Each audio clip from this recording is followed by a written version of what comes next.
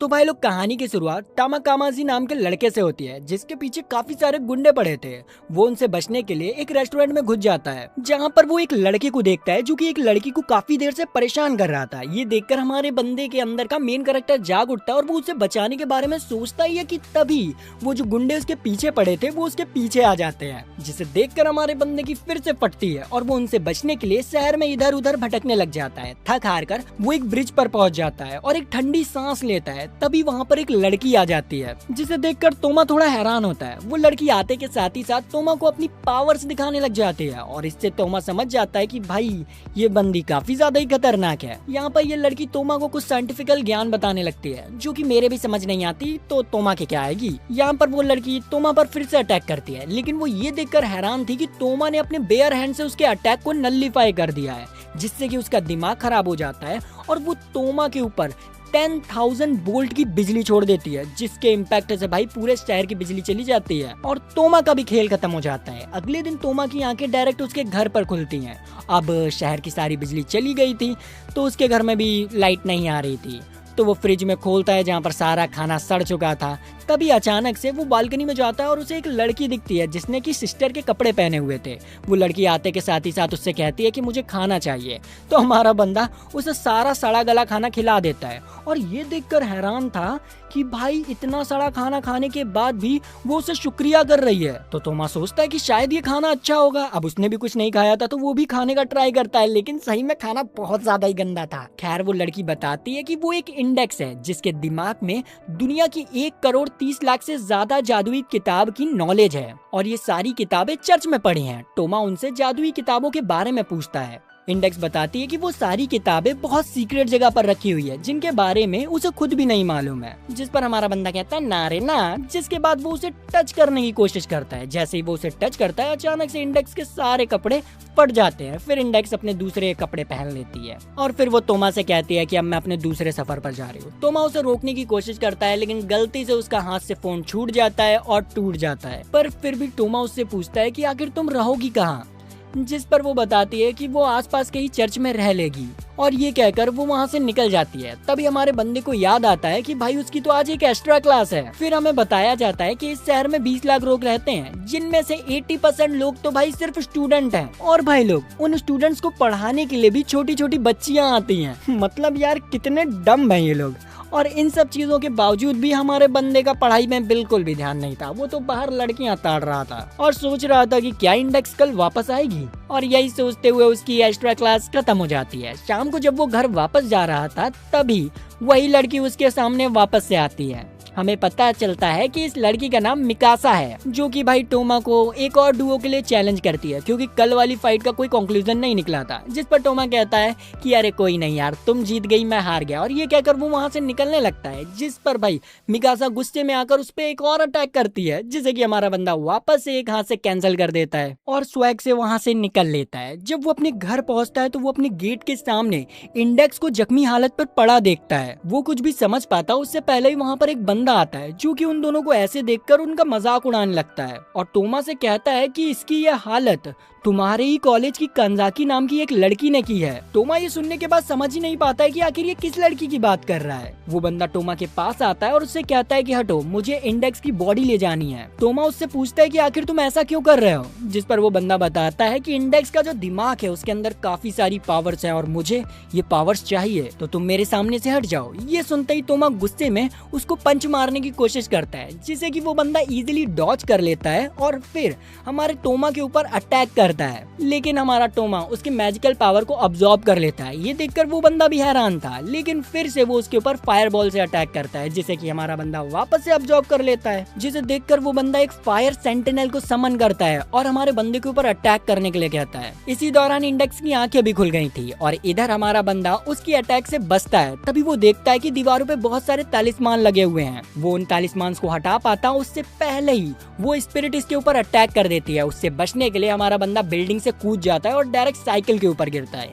इधर हम देखते हैं कि वो बंदा जैसे ही इंडेक्स को उठाने वाला था, वैसे ही सभी वाटर शावर्स एक्टिवेट हो जाते हैं और एलिवेटर में से तोमा निकलता है, जिसे देखते ही वो बंदा उसके ऊपर वापस से अटैक करता है स्पिरिट से। लेकिन उसका स्पिरिट अचानक से गायब हो जाता है। ये देखकर उसे समझ नहीं आ रहा था ये क्या होता है। तभी वो नोटिस करता है कि उसने जितने भी तालिस्मान लगाए थे स्पिरिट को काबू करने के लिए वो शावर की वजह से धुल चुके हैं। और इसी का फायदा उठाते हुए तोमा भागते हुए आता है और उसके मुंह पर एक जोरदार मुक्का मारता है और उसका खेल खत्म कर देता है। थोड़ी ही देर में पुलिस और बाकी फायर फाइटर्स भी वहाँ पर आ जाते हैं और टोमा इंडेक्स को भी सेफ जगह पर ले आता है और सोचता है कि अगर मैं हॉस्पिटल जाता तो वो लोग मुझे वहाँ पर भी पकड़ लेते। इतने में ही इंडेक्स की आंखें खुलती हैं और वो कहती है कि मुझे अपनी बॉडी को हील करना है, कहीं ले चलो।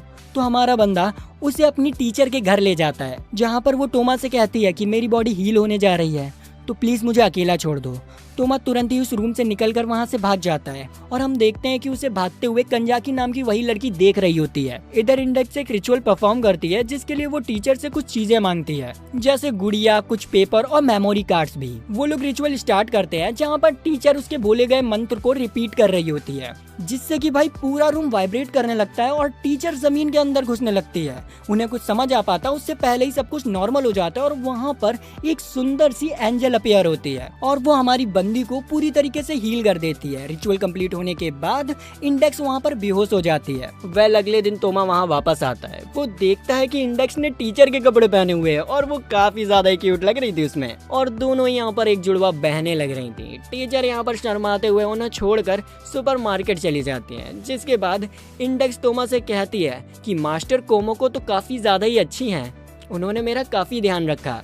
जिस पर हमारा बंदा थोड़ा सा हंसता है। फिर वो उससे कल होने वाले अटैक के बारे में पूछता है, जिस पर हमारी बंदी बताने लगती है कि पहले के जमाने में सभी लोगों के चर्च सिर्फ एक हुआ करते थे, लेकिन पावर की लालच में उन लोगों ने अपने धर्म बदल दिए, अपने चर्च बदल दिए और अपने जादू को बेहतर साबित करने के लिए आपस में लड़ने लग गए, जिस वजह से मैंने काफी समय पहले दुनिया की सारी जादुई ताकतों को अपने दिमाग में सील कर लिया, एक लाइब्रेरी के रूप में। ये सुनकर तोमा उस पर गुस्सा करता है और कहता है कि तुमने मुझे पहले क्यों नहीं बताया? अब समझ आ रहा है कि वो लोग तुम्हारे पीछे क्यों पड़े थे। इंडेक्स अपना फेस छुपाते हुए कहती है कि मुझे लगा था कि तुम मुझ पर भरोसा नहीं करोगे, जिस पर वो कहता है कि बकवास बंद करो, अब से मैं तुम्हें प्रोटेक्ट करूंगा। वहीं हम कंजाकी और स्टाइल को देखते हैं, जो कि उन दोनों को दूर से खड़े होकर देख रहे थे। कंजाकी उस आदमी से कहती है कि हमें इस बंदे पर भी नजर रखनी होगी, जिस पर स्टाइल कहता है कि नहीं, वो एक नॉर्मल इंसान है, हमारा कुछ भी नहीं बिगाड़ पाएगा। खैर रात में हम देखते हैं कि ये दोनों नहाने के लिए पब्लिक बाथरूम में जा रहे होते हैं, जहाँ पर इंडेक्स उससे पूछती है कि आखिर वहाँ पर क्या होता है, जिस पर तोमा उसे सब कुछ समझाने लगता है और कहता है कि काफी ज्यादा ही मजा आएगा,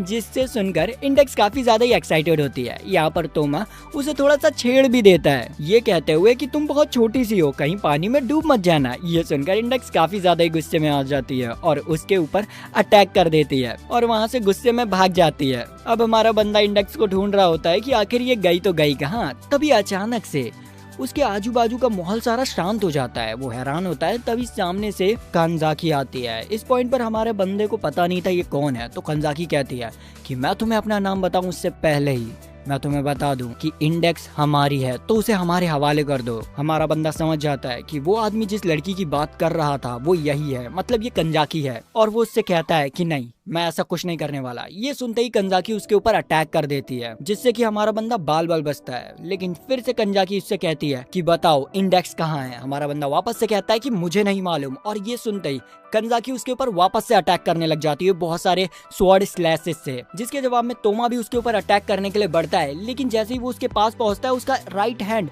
बुरी तरीके से इंजर्ड हो जाता है और वो जमीन पर गिर जाता है। इसी दौरान वो देखता है कि उस लड़की के चारों तरफ बहुत सारी थ्रेड्स लगे हैं जो कि उसे प्रोटेक्ट कर रहे हैं, पर तोमा फिर भी उसके ऊपर अटैक करता है क्योंकि उसे इंडेक्स को बचाना था, जिस पर कंजाकी काफी इरिटेट हो जाती है और अपनी स्वॉर्ड से उसके पेट में मारकर उसे वापस से जमीन पर गिरा देती है और उसके सीने पर पैर रखते हुए कहती है कि अब हार मान जाओ। जिस पर हमारा बंदा कहता है कि भले ही तुम मुझे मार दो, लेकिन मैं इंडेक्स को कुछ नहीं होने दूंगा। तभी कंजाकी बताती है कि इंडेक्स एक्चुअली में उसकी कलीग है और वो भी चाहती है कि इंडेक्स को फ्री कर दिया जाए क्योंकि उसकी ब्रेन की स्टोरेज फुल हो चुकी है और अगर उसका ब्रेन ओवरलोड हो गया तो वो हमेशा के लिए खत्म हो जाएगी। ये सुनकर हमारा बंदा थोड़ा हैरान होता है और उससे पूछता है तो क्या किया जा सकता है, जिस पर कंजाकी बताती है कि इसके लिए हमें उसके कुछ मेमोरीज को डिलीट करना होगा ताकि उसका ब्रेन ओवरलोड ना हो, इसीलिए हमें इंडेक्स चाहिए ताकि हम उसे बचा सके। तोमा को उसकी सारी बातें झूठी लग रही होती हैं, जहाँ गुस्से में फिर आकर कंजाकी उस पर लगातार बहुत सारे अटैक करती है और उसकी अधमरी हालत कर देती है। बेहोश होते हुए तोमा उससे कहता है कि मैं इंडेक्स को कुछ नहीं होने दूंगा और फिर बेहोश हो जाता है।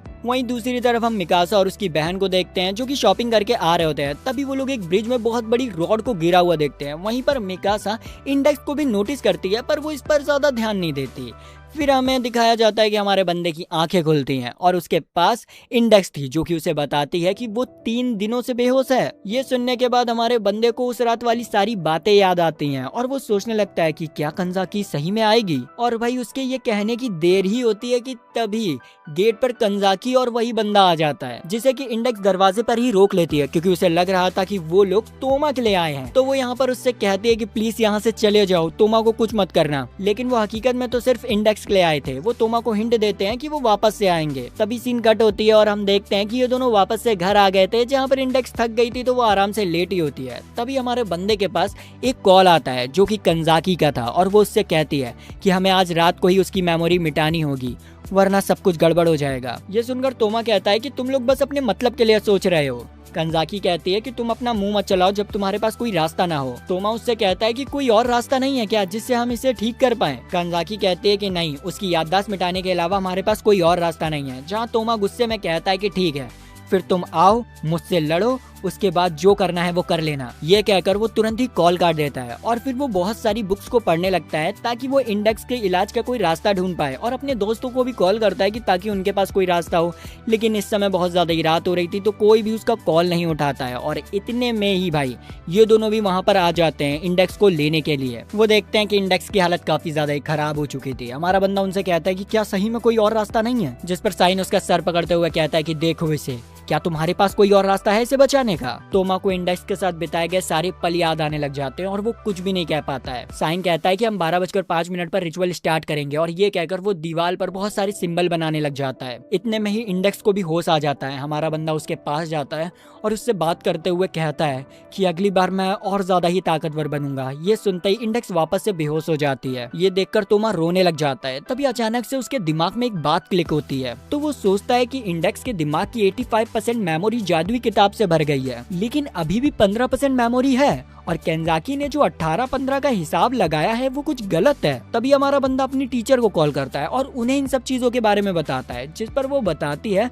कि 15 का जो फिगर है वो बिल्कुल ही गलत है क्योंकि एक इंसान अपने दिमाग में 140 साल का नॉलेज भी रख सकता है। ये सुनते ही हमारा बंदा समझ चुका था कि पक्का या तो चर्च वाले गलत बोल रहे हैं या तो कंजाकी गलत बोल रही है। हमारा बंदा तुरंत ही अपने हाथ की पट्टी हटाता है और इंडेक्स के सर पर रख देता है ताकि वो उसके मैजिक को न्यूट्रल कर पाए, लेकिन इससे कोई भी असर नहीं होता। तो वो अपने हाथ को उसके मुंह में डाल देता है। अंदर डालते ही उसको अजीब सा महसूस होता है और उसे एक जोरदार झटका लगता है। यहाँ तभी इंडेक्स की पूरी बॉडी डार्क मैजिक से भर जाती है और वो उठते के साथ ही साथ हमारे बंदे के ऊपर अटैक कर देती है। ये देखकर कंजाकी और सिग्नेचर भी वहाँ पर आ जाते हैं, लेकिन इंडेक्स रुकती नहीं है और हमारे बंदे के ऊपर लेजर से अटैक करती है, जिसे कि वो अपने राइट हैंड से रोकने की कोशिश करता है और वो उन दोनों को बताता है कि चर्च ने उन लोगों से झूठ बोला है और वो बार बार इसकी यादें इसीलिए मिटाते थे ताकि वो मैजिकल बुक्स के बारे में किसी को बता ना पाए। ये सुनकर ये दोनों ही हैरान हो जाते हैं। इधर इंडेक्स अपनी पावर्स को बढ़ा लेती है। ये देखकर साइन डिसाइड करता है कि वो हमारे बंदे की मदद करेगा और वो उनके चारों तरफ तलिस्मान की दीवार खड़ी कर देता है, जिससे टकरा कर इंडेक्स की लेजर डिफ्लेक्ट हो जाती है आसमान की तरफ और एक सैटेलाइट को डिस्ट्रॉय कर देती है। पर इंडेक्स यहाँ पर भी नहीं मानती और एक और बार हमारे बंदे के ऊपर अटैक करती है। इस बार साइन अपना फायर स्पीड समन करता है, लेकिन उस लेजर के सामने वो भी नहीं टिक पाता है। पर इतने में ही टोमा को टाइम मिल चुका था। वो भागते हुए इंडेक्स के पास जाता है, उसके सर पर हाथ रखकर उसकी सारी पावर्स को अब्सॉर्ब कर लेता है, जिससे कि इंडेक्स वहीं पर बेहोश हो जाती है। अब टोमा ने इतनी सारी पावर्स अब्सॉर्ब की थी कि वो भी एकदम से बेहोश हो जाता है। अगली सुबह डॉक्टर न्यूज पढ़ता है और इंडेक्स से पूछता है कि कल एक सैटेलाइट तबाह हो गया, कहीं इसमें तुम लोगों का हाथ तो नहीं। इस पर इंडेक्स कुछ भी नहीं कहती है। तभी डॉक्टर बताता है कि सिग्नेचर और काजी ने टोमा के लिए एक लेटर छोड़ा है। इंडेक्स उस लेटर को देखकर काफी क्यूरियस हो जाती है और उसे पढ़ने लग जाती है। केंजाकी ने लिखा था कि टोमा कल तुमने हमारी बहुत ज्यादा ही मदद करी है। वैसे तो हम तुम्हें बहुत कुछ बताना चाहते हैं, लेकिन अभी हम एक मिशन पर जा रहे हैं जहाँ पर हमें बहुत सारा डाटा इकट्ठा करना है और सच के बारे में भी जानना है। इसीलिए तब तक के लिए तुम इंडेक्स का ध्यान रखो। ये पढ़ते ही अचानक से वो लेटर डिस्ट्रॉय हो जाता है, जिसके बाद हमारी बंदी टोमा से मिलने जाती है। टोमा उसे देखकर पूछता है कि आखिर तुम कौन हो। ये सुनते ही इंडेक्स को डॉक्टर की बात याद आती है कि हैवी पावर अब्सॉर्ब करने की वजह से शायद टोमा की याददाश्त चली गई हो। इस चीज को याद रखते हुए इंडेक्स उसे सब कुछ याद दिलाने की कोशिश करती है, पर टोमा को कुछ भी याद नहीं आता। जो देखकर इंडेक्स की आंखों में आंसू आने लगते हैं। तभी हमारा बंदा कहता है कि अरे पगली, मुझे सब कुछ याद है। और वो हंसते हुए कहता है कि जब मैं बेहोश होने वाला था मैंने अपने हाथ को सर पर रखा, जिससे कि पावर सारी न्यूट्रलाइज हो गई। ये सब सुनने के बाद इंडेक्स को काफी गुस्सा आता है और वो हमारे बंदे को काट कर रूम से भाग जाती है। जिसके बाद डॉक्टर तोमा के पास आता है और उससे पूछता है कि क्या तुम ठीक हो, जिस पर वो कहता है कि हाँ मैं ठीक हूँ, मुझे सब कुछ याद आ चुका है। आगे 2 हफ्ते बाद हम सिग्नेचर को एक अननोन बिल्डिंग में देखते हैं, जो कि एक ह्यूमनॉइड डायरेक्टर जनरल एल्बर्ट से मिलने आया था, जहाँ वो सिग्नेचर को ऑर्डर देते हैं कि उसे कुछ वक्त के लिए टूमा के साथ मिलकर काम करना होगा और एक डीप ब्लड नाम के बंदे को ढूंढना होगा, क्योंकि उसके पास कुछ ऐसी पावर्स हैं जिससे कि वो पूरी दुनिया को खत्म कर सकता है। सिग्नेचर ये सुन तो लेता है, लेकिन उसे टूमा के साथ फिर से काम नहीं करना था, क्योंकि उसे लगता था कि वो दिमाग का पैदल है और उनकी अच्छी नहीं बनेगी। पर अब जनरल ने ऑर्डर दिया है तो उसे ना चाहते हुए भी मानना पड़ता है। खैर अगले दिन ये दोनों कुछ किताबें लेकर आते हैं और सोचते हैं कि इनके पास अब 3600 रुपए पड़े हुए हैं, इनका वो क्या करेंगे। तोमा गुस्से में कहता है कि किताबों की जगह इससे अच्छा मैं कुछ और खरीद लेता। लेकिन तभी वो देखता है कि इंडेक्स एक आइसक्रीम के बोर्ड को काफी गौर से देख रही है। तो तोमा उससे पूछता है कि क्या तुम इसे खाना चाहती हो, लेकिन इंडेक्स अपना मन मारते हुए कहते हैं कि नहीं नहीं नहीं, हम एक प्रीस्ट हैं और हम ये सारी चीजें नहीं खाते हैं। उसे ऐसे बात करते हुए देखकर हमारा बंदा सोचने लगता है कि सही में पता नहीं इसका क्या होगा। और तभी अचानक से इंडेक्स का मूड बदलता है और वो उससे कहती है कि हाँ हाँ मुझे ये खानी है, चलो खाते हैं। तभी यहाँ पर हमारे बंदे के 2 चमन चोला दोस्त आ जाते हैं, जो कि दिखने में कार्टून लग रहे थे। और वो आते के साथ ही साथ तोमा को एक छोटी सी लड़की के साथ देख कर भाई वो उसकी बेइज्जती करने लग जाते हैं कि क्या यार तुम्हें कोई और मिली नहीं, एक छोटी सी बच्ची को डेट कर रहे हो। ये सुनकर भाई एलिजाबेथ काफी ज्यादा गुस्से में आ जाती है, लेकिन वो इसी चीज का फायदा बहुत अच्छे से उठाते हुए तोमा से कहती है कि चलो मुझे आइसक्रीम खिलाओ चल के। ये देखकर तोमा तो भाई पूरा शर्म से पानी पानी हो जाता है और उसे ना चाहते हुए भी इन सबको एक मील खिलानी पड़ती है पूरी। इधर तोमा जैसे ही ऊपर आता है वो देखता है कि इंडेक्स के टेबल पर एक लड़की सो रही है। बहुत मेहनत करने के बाद वो जैसे तैसे कर उस लड़की को उठाते हैं। उठते ही वो लड़की इंडेक्स को देखते हुए कहती है कि इस लड़की की वजह से मेरे 100 रुपए खोए हैं, चलो मुझे 100 रुपए दो। जिस पर तोमा साफ मना कर देता है कि मैं अपने 100 रुपए तुम्हें क्यों दूं। तभी वहाँ पर बहुत सारे बॉडीगार्ड आ जाते हैं, जिनके पास जाकर वो लड़की उनसे भी भाई 100 रुपए मांगने लग जाती है और वो दे भी देते हैं। यहाँ पर हमें पता चलता है कि ये तो इसके क्लास टीचर है और ये लड़की खुद भी एक मैजिशियन है। ये सब बताने के बाद वो लोग वहाँ से निकल जाते हैं। आगे शाम हो चुकी थी और ये लोग वापस से घर जा रहे थे। तभी अचानक से इंडेक्स को एक पेड़ के पास बिल्ली दिखती है और वो हमारे बंदे से जिद करने लग जाती है इसे अपने घर में रखने के लिए, पालने के लिए, लेकिन तोमा उसे साफ मना कर देता है। तभी अचानक से इंडेक्स को एक वियर्ड फीलिंग आती है, उसको ऐसा लगता है कि कोई जादू परफॉर्म कर रहा है। तो वो तोमा से कहती है कि तुम मेरे बिना ही घर चले जाओ, मैं बाद में आ जाऊंगी। और ये कहकर वो वहाँ से भाग जाती है। तोमा उसका पीछा कर पाता उससे पहले ही वहाँ पर साइन आ जाता है, जो कि आते के साथ ही साथ उसके ऊपर अटैक कर देता है, जिसे कि हमारा बंदा आराम से अपने हाथों से ब्लॉक कर देता है और कहता है कि क्या कर रहे हो, पागल हो गए हो क्या। जिस पर सिग्नेचर कहता है कि मैं तो बस देख रहा था कि क्या तुम सही हो, मतलब देखने का तरीका बड़ा कैजुअल था। खैर सिग्नेचर उसे एक कॉन्फिडेंशियल डॉक्यूमेंट दिखाता है और कहता है कि तुमने मेवाशा क्रम स्कूल के बारे में कुछ सुना है, वहाँ पर एक लड़की है जिसे हमें बचाना है एलोलेस लिजार्ड नाम के एक बंदे से, क्योंकि उसके पास एक ऐसी पावर्स है जिससे कि वो वैम्पायर्स को खत्म कर सकता है। वैम्पायर्स के बारे में सुनकर हमारा बंदा थोड़ा हैरान था, क्योंकि उसे लगता नहीं था कि वैम्पायर्स हकीकत में भी एग्जिस्ट करते हैं। सिग्नेचर कहता है कि मुझे भी इसके बारे में इतनी जानकारी नहीं है, इसलिए मैं तुम्हारे पास आया हूँ। पर तोमा साफ मना कर देता है उसकी मदद करने के लिए, जिस पर सिग्नेचर उससे कहता है कि ठीक है तो फिर मैं इंडेक्स को ले जाऊंगा, आगे तुम्हारी मर्जी। और ये कहकर वो वहाँ से चला जाता है। फिर हमारा बंदा भी घर आ जाता है, जहाँ पे उसे इंडेक्स दिखती है जिसका पेट बाहर निकला हुआ था। वो इस बारे में पूछता है तो वो बोलती है कि आज मैंने बहुत सारा ही खाना खाया है, लेकिन हमारे बंदे को उस पर शक होता है। तभी वो नोटिस करता है कि भाई उसके पेट में से भाई बिल्ली निकल रखी है। इंडेक्स उसे मनाने की कोशिश करती है कि वो इस बिल्ली को रख ले, लेकिन हमारा बंदा नहीं मानता है। वो अपना थोड़ा सा मासूम सा चेहरा भी बनाते हैं और उस मासूम चेहरे को देखकर एंड दी एंड वो कहता है कि ठीक है रख ले। जिसके बाद वो रूम से वापस से बाहर आ जाता है, जहाँ पर वो सिग्नेचर को उसके घर के आजू बाजू बहुत सारे तालिस्मान लगाते हुए देखता है। तो वो उससे पूछता है कि ये तुम क्या कर रहे हो। तो वो बताता है कि तुम लोगों की प्रोटेक्शन के लिए लगा रहा हूँ। अब उसके इतने केयरिंग नेचर को देखकर हमारा बंदा उसकी मदद करने के लिए मान जाता है। फिर हम देखते हैं कि ये दोनों ही उस स्कूल के बाहर आ जाते हैं, जहाँ पर सिग्नेचर हमारे बंदे को उस लड़की की फोटो देता है जिसे कि उन्हें बचाना है। और ये लड़की और कोई नहीं, ये वही थी जो कि हमारे बंदे को रेस्टोरेंट में मिली थी। और इस लड़की का नाम हिमेगामी है, जिसे हमारा बंदा आराम से पहचान जाता है। फिर वो लोग स्कूल के अंदर जाते हैं, जहाँ पर उन्हें 2 सोल्जर्स की डेड बॉडी दिखती है। लेकिन वो ये देखकर हैरान थे कि सामने बॉडी पड़े होते हुए भी जितने भी स्टूडेंट्स हैं वो बहुत नॉर्मल एक्ट कर रहे हैं, जैसे कि कोई है ही नहीं। इस पर साइन बताता है कि इन लोगों के ऊपर किसी ने इल्यूजन मैजिक किया है, जिसकी वजह से से उन्हें ये बॉडी दिख ही नहीं रही है। इसके बाद वो लोग सीढ़ियों की मदद से ऊपर जाते हैं। तभी टोमा उससे पूछता है कि हम लिफ्ट से क्यों नहीं गए। इस पर साइन कहता है कि अगर हम एनिमी की बिल्डिंग में है तो हमें लिफ्ट नहीं लेनी चाहिए, हो सकता है कि किसी के पास इलेक्ट्रिसिटी मैजिक हो और वहीं पर हमारा गेम बजा दे, इसीलिए। ये सुनकर वो समझ जाता है। फिर वो लोग आगे एक कैफेटेरिया में पहुंचते हैं जहाँ पर सभी बच्चे भाई आराम से खाना वाना खा रहे थे, लेकिन जैसे ही वो इन दोनों को देखते हैं उनके रिएक्शन एकदम चेंज हो जाते हैं और उनके दिमाग की बत्ती जल जाती है, जो देखते ही ये लोग भागना स्टार्ट कर देते हैं क्योंकि वो सारी लाइट्स उनके पीछा करने लग जाती है। साइन तो भाई अपने आप को बचाने के लिए तोमा को कुर्बान कर देता है और फिर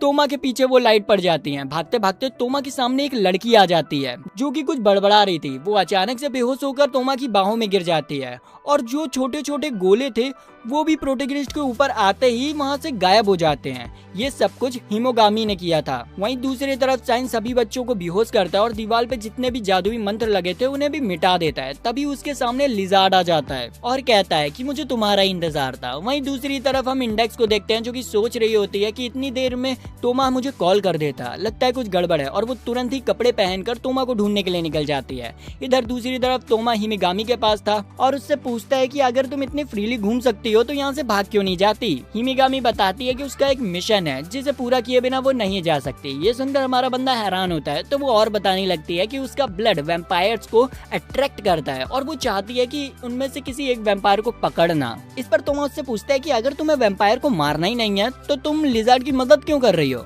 जिस पर वो कुछ बता पाती है उससे पहले ही लिजार्ड वहाँ पर आ जाता है, जिसे देखते ही ये बंदा बौखला जाता है और उसके ऊपर खुला अटैक कर देता है। लेकिन लिजार्ड अचानक से पीछे हो जाता है। ये देखकर हमारा बंदा हैरान था कि यार इसके रिफ्लेक्शन इतने ज्यादा फास्ट कैसे हो सकते हैं, और वो वापस से उसके ऊपर अटैक करता है, लेकिन बीच में ये बंदी आ जाती है। जिसे देखने के बाद लिजार्ड तोमा से कहता है कि चिंता मत करो, मैं तुम्हें मारूंगा नहीं, और ये कहकर वो अपनी गर्दन में एक पिन घुसा लेता है जिससे कि उसकी पावर एक्टिवेट होती है और वो तोमा की याददाश्त बुला देता है, जिससे कि तोमा डायरेक्ट होश में आता है पार्क में। और उसके बगल में साइन था जो कि उससे कहता है कि अगर तुम मेरे साथ हो इसका मतलब हम अभी भी जापान में हैं और तुम्हें लगता है कि हम कुछ इंपॉर्टेंट चीज भूल रहे हैं। ये सुनकर तोमा अपनी याददाश्त पर जोर डालने के लिए अपने हाथ को सर पर रखता है। तभी उसकी पावर्स की वजह से उसे सब कुछ याद आ जाता है और फिर वो स्केच से कहता है कि जरा अपनी जीभ बाहर निकालना। जैसे ही वो ऐसा करता है तो हमारा बंदा उसे जोरदार मुक्का मारता है। ऐसा वो इसलिए करता है क्योंकि साइन ने उसको चारा बनाने के लिए छोड़ दिया था। वहीं दूसरी तरफ इंडेक्स तोमा को ढूंढते हुए स्कूल में पहुंचती है। जैसे ही वो एंटर करती है तो उसके सामने लिजार्ड था जो कि उसके ऊपर जादू कर उसे बेहोश कर देता है। इधर ये दोनों भागते हुए स्कूल की बिल्डिंग के पास पहुंचते हैं जहां पर वो देखते हैं कि 5-6 नाइट्स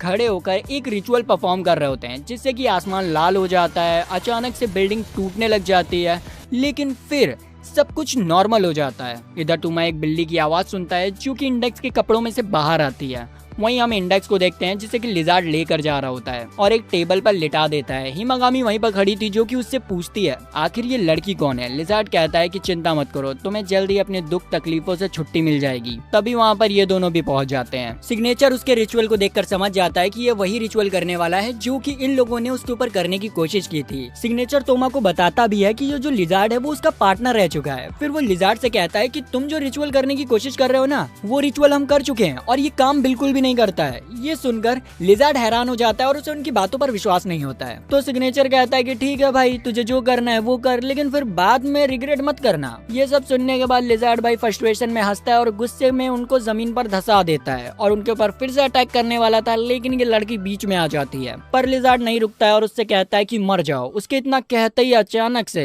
हिमागी अनकॉन्शियस हो जाती है और हमें उसका फ्लैशबैक दिखाया जाता है जब वो पहली बार लिजार्ड से मिली थी। वैम्पायर होने के बावजूद भी वो उस पर विश्वास करती है। इधर हमारा बंदा उसे पकड़ लेता है जिस वजह से लिजार्ड की पावर उसके ऊपर से डीएक्टिवेट हो जाती है। तो मैं यहाँ डिसाइड करता है कि अब तो वो लिजार्ड का गेम बजा कर ही रहेगा, जहाँ पर लिजार्ड हर तरीके से हमारे बंदे को मारने की कोशिश करता है, लेकिन टोमा अपनी पावर्स की मदद से उसके हर एक अटैक को 0 कर देता है। ये देखकर लिजार्ड उसको शूट कर देता है और कहता है कि मैं तुम्हें इतनी आसानी से नहीं मारूंगा, तुम मेरा इंटरटेनमेंट हो। और फिर अपनी दोनों गन्स उठाकर उसके ऊपर लगातार फायर कर देता है, लेकिन तोमा को एक भी खरोच नहीं आती है। तभी सिग्नेचर लेटे हुए कहता है आखिर तुम्हें वैम्पायर चाहिए ही क्यों, जबकि तुम अपनी इमेजिनेशन की पावर से ही वैम्पायर क्रिएट कर सकते हो। ये सुनकर लिजार्ड उसे हवा में उड़ाता है और उसकी बॉडी से सारा मांस निकाल देता है। सिग्नेचर की कही हुई बात अपना टोमा सोचता है और रियलाइज करता है कि शायद इसकी वो पावर नहीं है जो वो हमें दिखा रहा है। इधर लिजार्ड अपनी गन को स्वॉर्ड में बदल कर हमारे बंदे के एक हाथ को काट देता है ताकि वो अपनी पावर्स का यूज न कर पाए, लेकिन यहाँ पर तोमा पागलों की तरह हंसने लगता है। लिजार्ड की तरफ धीरे धीरे बढ़ते हुए कहता है कि मैं तुम्हारी पावर्स को समझ चुका हूँ, तुम्हारी इल्यूजन रिलेटेड पावर है, तो अगर मैं अपने दिमाग में सोचूंगा कि तुम्हारे पास कोई पावर ही नहीं है तो तुम्हारी पावर्स काम ही नहीं करेंगी। ये सुनते ही लिजार्ड की भाई फट जाती है और इधर हमारा बंदा अपने राइट हैंड में ड्रैगन समन कर लिजार्ड को खत्म कर देता है और इंडेक्स को भी बचा लेता है। अगली सुबह हम तोमा को देखते हैं जो कि हॉस्पिटल में था और उसका एक हाथ पूरी तरीके से ठीक हो चुका था, लेकिन डॉक्टर उसे ये देखकर हैरान था कि भाई ये 10 दिनों में 2 बार यहाँ पर आ चुका है। फिर सिग्नेचर उसके पास आता है और एप्पल छीलते हुए उसे बताता है कि उसके अटैक की वजह से लिजार्ड की पावर्स जा चुकी हैं और स्कूल के सारे बच्चे भी उसके हिप्नोटिज्म से बाहर आ चुके हैं। तभी सिग्नेचर इंडेक्स को आते हुए नोटिस करता है और अचानक से गायब हो जाता है,